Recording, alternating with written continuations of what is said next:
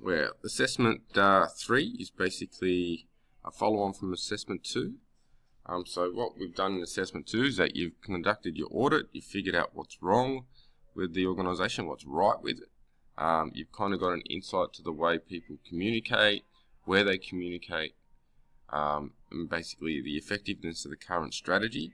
So what we're after here is actually then to use all that information, the macro information, the micro information, the competitive information, and actually build your strategy. So the first thing that we need to do is actually really nail down who our target market is, who what your textbook calls your buyer persona. So it's more than just demographics, as we've mentioned before. It's about what they do, where they go, how they speak, and everything like that.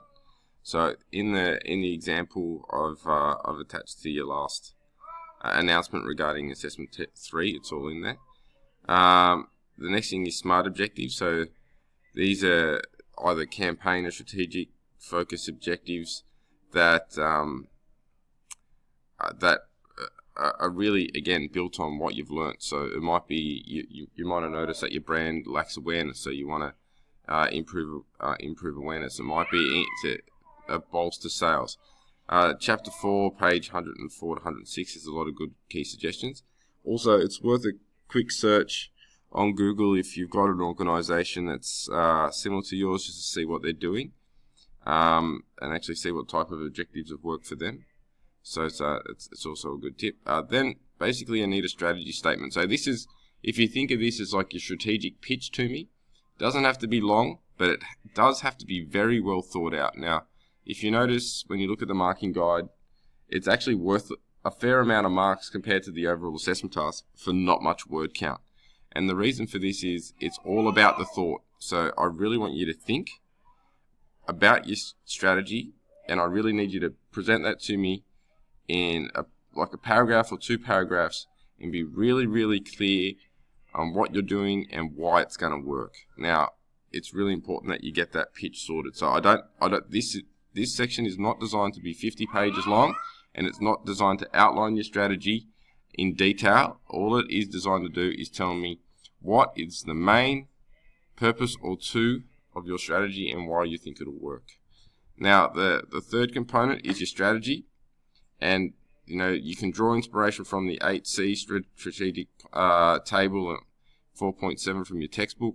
There are plenty of other strategies out there. The thing about this, your strategy has to directly relate to your objective and your target market.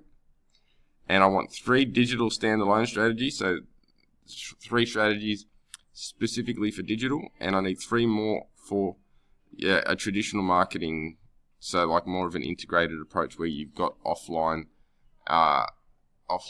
say, supporting the online stuff. So what the whole purpose of this is to get you to realize that digital in isolation works, and it does work. There's plenty of examples where standalone digital strategies have worked well. But for many organizations that have a physical presence, it's also really important that you do integrate some offline strategies. So now the good news is you will not have to, when you develop tactics, you're not having to develop tactics for each one of the strategies in here. When I talk about that for assessment task 4, we're only going to pick maybe 1 or maximum 2 strategies that you're going to provide me with some tactics for. This is just to get your head into the space where often a multi-strategy approach is necessary. And I also want you to start thinking about what type of strategies will work. Now, I haven't put a budget constraint around this, and the reason for not putting a budget constraint is I want you to be able to figure out all the different types of strategies that you could potentially use. So it's very important. It's very important that your strategies, I can't overemphasize this, your strategies have to match your objectives, and your objectives have to flow from your target market and the macro stuff from the audit from assessment task 2. These are integrated assessment tasks, and I need you to make sure that you do that. There's a link there that if you need some help with templates for digital strategies and blah, blah, blah, they're all there. There's literally thousands of them on the net.